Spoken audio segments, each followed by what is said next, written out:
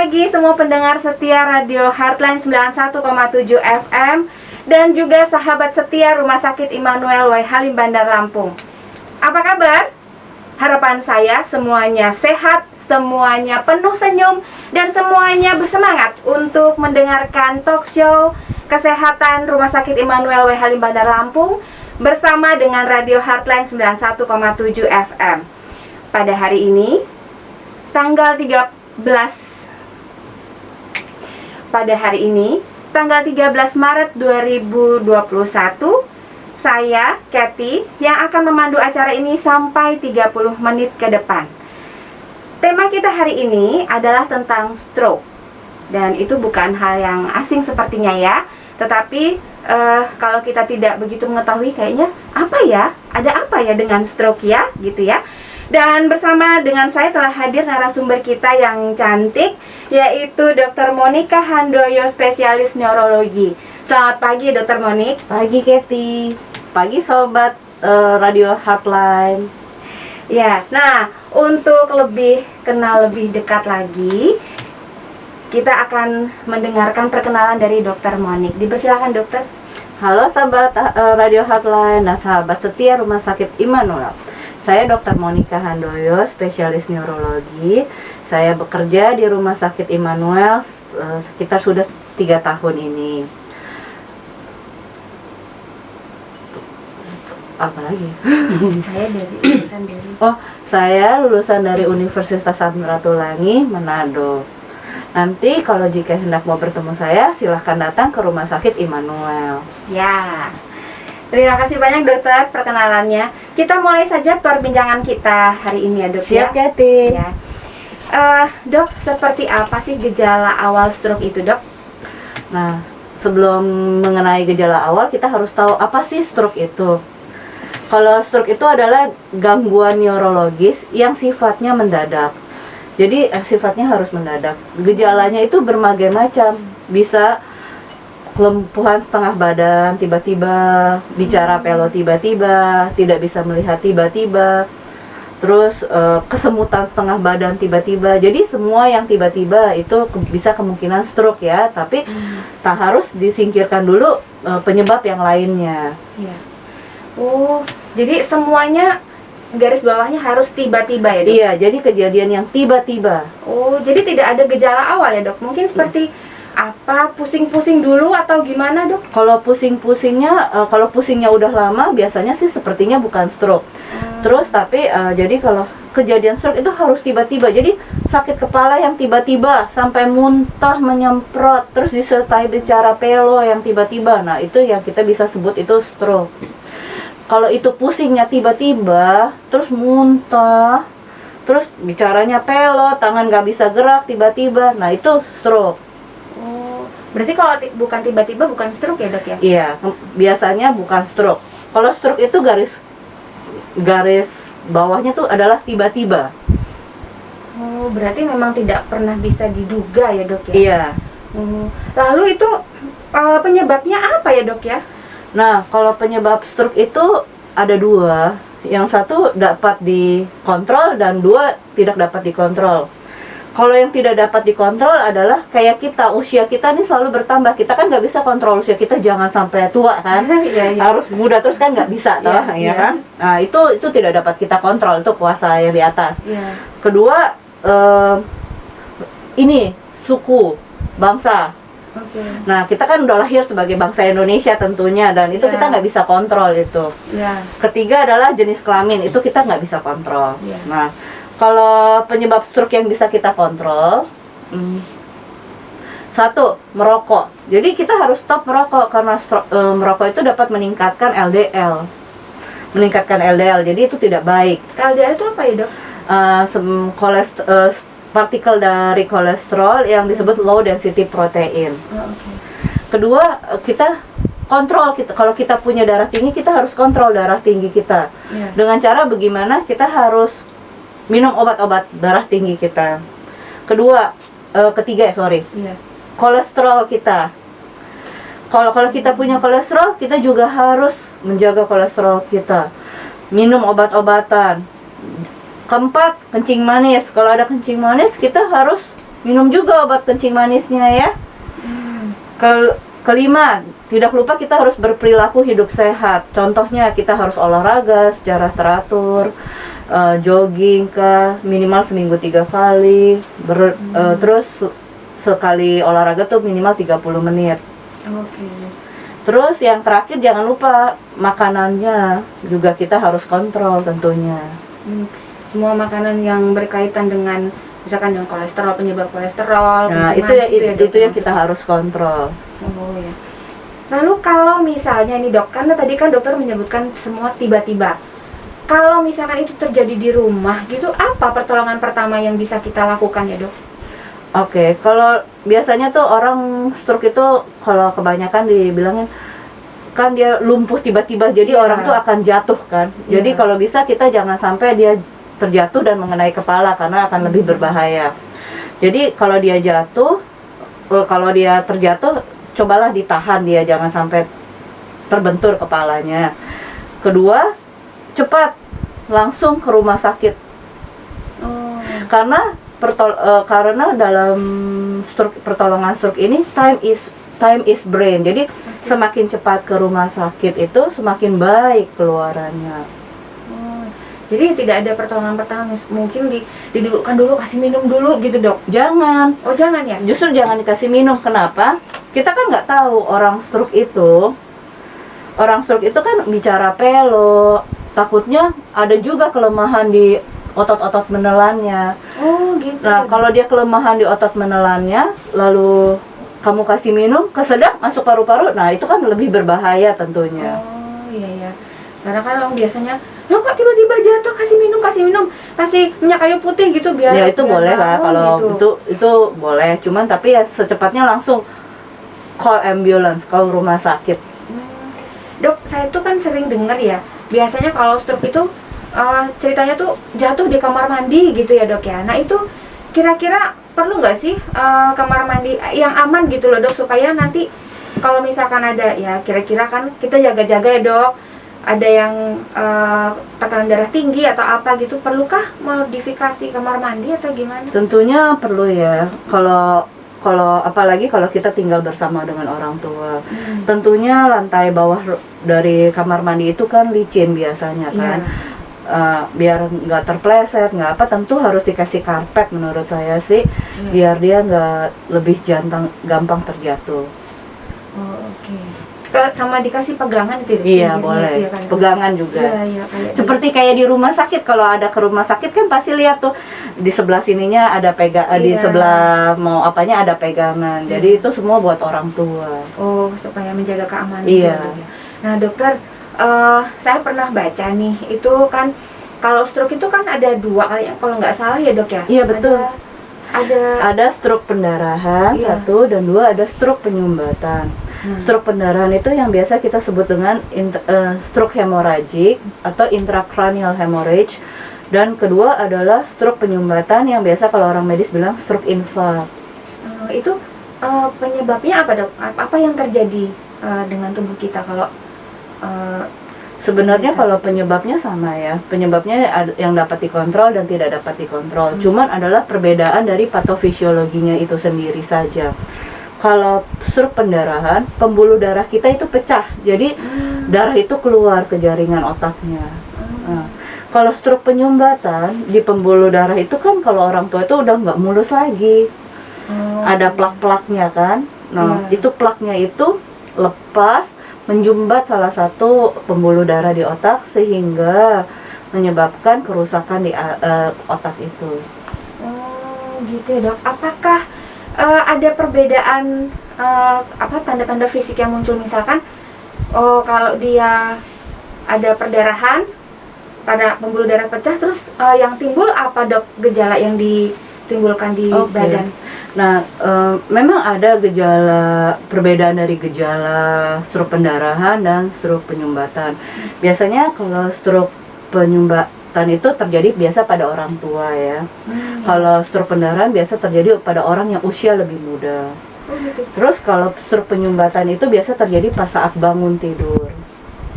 Kalau stroke pendarahan itu biasanya kalau kita lagi stres tingkat tinggi, marah-marah siang hari. Nah, biasa lagi beraktivitas. Kalau gitu nggak boleh marah-marah. Iya. Terus biasanya kalau stroke pendarahan itu sakit kepalanya hebat banget, sakit kepala. Terus kalau stroke penyumbatan biasanya lebih kurang sakit kepala.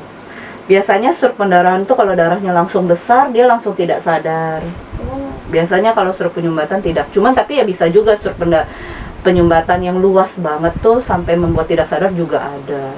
Lah kalau misalkan sampai tidak sadar itu bisa kembali lagi pulih nggak itu, Dok? Tentu kalau stroke-nya sampai tidak sadar berarti stroke hebat ya. Iya. Kalau stroke hebat memang konsekuensinya banyak macam. Bisa 1 kematian, bisa 2 juga cacat permanen.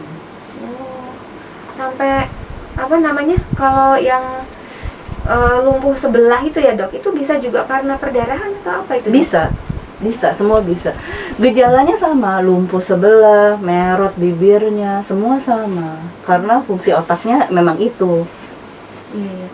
Lalu kalau seumpama di Dok kita di pengobatan nih, Dok ya, pengobatannya itu apa sih, Dok? Kalau ini stroke itu, Dok? Kalau stroke itu tentunya harus, pertama kalau kita mendapatkan kerabat kita kena stroke, kita harus cepat-cepat membawa dia pergi ke rumah sakit ya untuk mendapat pertolongan pertama.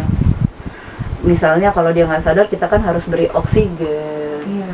Itu kan di rumah nggak setiap rumah punya oksigen kan. Iya. Jadi harus cepat-cepat dibawa ke rumah sakit. Karena kita tidak boleh membiarkan otak kita kekurangan oksigen.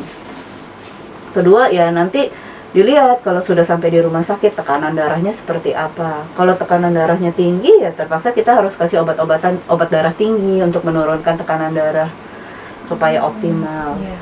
Ketiga kalau gulanya tinggi ya kita juga harus kontrol. Lalu dokter, dia kan sempat lumpuh ya, Dok. Lalu dia kadang-kadang tuh disuruh terapi untuk rehabilitasi medis gitu ya, Dok ya. Nah itu kira-kira berapa lama lalu kemungkinan untuk bisa pulih seperti sedia kala adakah atau gimana, Dok itu? Itu kalau ditanya kapan, Dok, baliknya yang itu tergantung pribadi masing-masing menurut saya. Jadi kalau orang stroke itu yang satu yang nggak boleh adalah putus asa. Kalau orangnya putus asa, keluarganya putus asa, tentu yang si penderitanya akan jadi lebih putus asa lagi, terus menjadi ya nggak mau latihan, udahlah nggak apa-apa lah, lumpuh aja gitu. Tapi kalau keluarganya semangat, pasiennya semangat, mudah-mudahan cepat kembalinya. Jadi untuk penyembuhan, untuk bisa jalan kembali, untuk bergerak seperti aktivitas normal itu sangat tergantung, bervariatif. Ada orang yang semangat banget, terus lesinya kerusakan di otaknya memang kecil ya, dalam berapa hari udah kembali sempurna.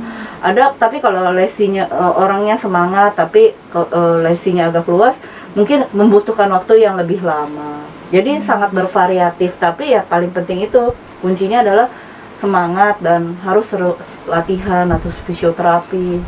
Iya. Jadi dukungan keluarga itu sangat penting. Iya, tentu dukungan keluarga.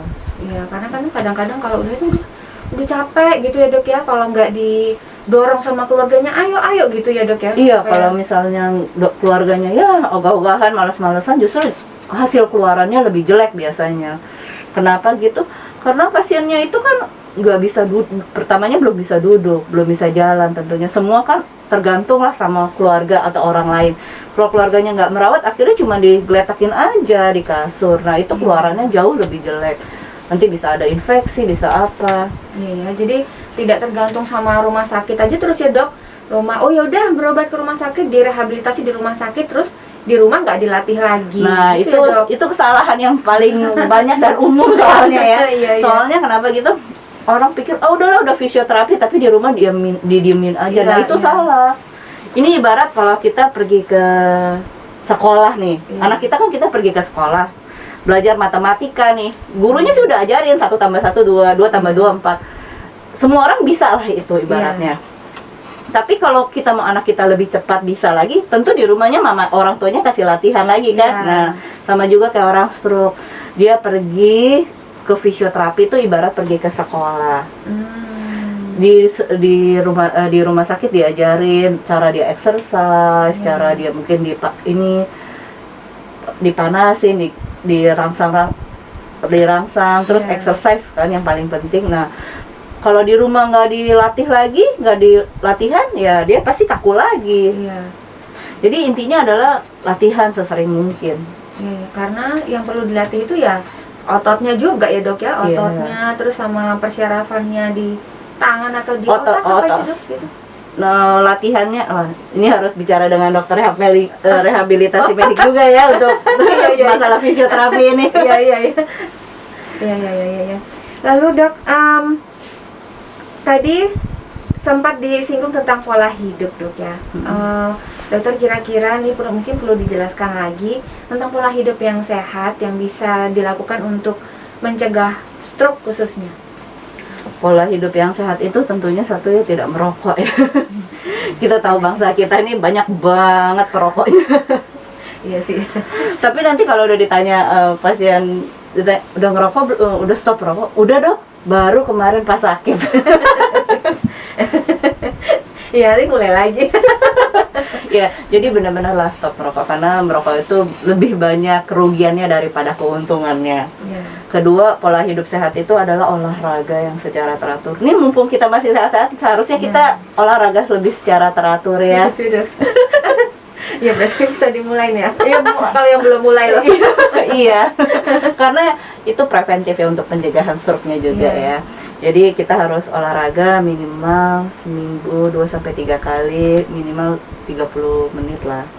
Tapi karena kalau kita nggak pernah olahraga nih, jangan kamu langsung lari maraton 4 kilo, besok pingsan. Besok kamu mungkin jalan-jalan. Pertama gitu ya mulai dari step yang ringan lah, jalan, habis itu jogging. Kalau udah tambah kuat kan, baru bisa lari toh. Kalau aerobik dok? Boleh. Boleh. Yang penting olahraga seminggu 2-3 kali lah. Sekali 30 menit minimal. Jadi cuma itu aja dok, olahraga. Olahraga, jangan merokok, terus 3 makan makanan yang bergizi. 4, satunya lagi tidur yang cukup. Nah, iya, tidur yang cukup ini. Iya. Karena tidur tuh sangat bagus ya buat tubuh kita untuk recovery waktu tidur. Jadi ya tekanan darah bisa nggak naik turun. Karena kalau kita kurang tidur juga tensinya naik. Iya ya, karena itu pengaruh juga.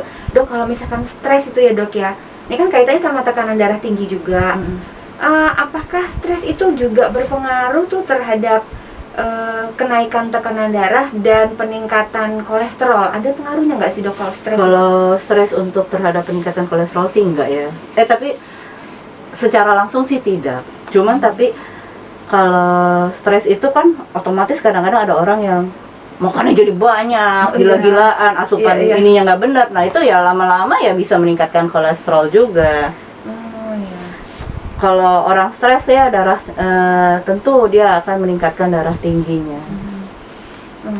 Nah kalau peningkatan tekanan darah sebentar marah 190, sebentarnya lagi senang 120, marah lagi 190. Itu pengaruh. Kalau marah turun lama-lama ibarat balon tuh pompa kencang-kencang, terus abis itu dilepas, pompa lagi kencang-kencang, lama-lama kan balonnya tipis toh. Nah itu sama yang kita alamin dari pembuluh darah kita. Nah maka lama-lama pecah juga, jadi stroke pendarahan bisa.